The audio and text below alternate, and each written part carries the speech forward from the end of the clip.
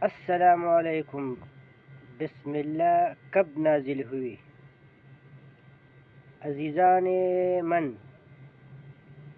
پرانی کتابوں، مخطوطوں اور عمارتوں پر مل جاتی ہے۔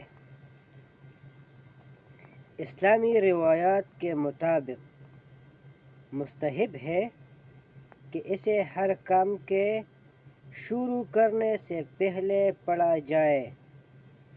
پرانی کتابوں کے پہلے صفحے پر اکثر اسے لکھا جاتا تھا اور اس میں ایک سے ایک جدت اختیار کی جاتی تھی۔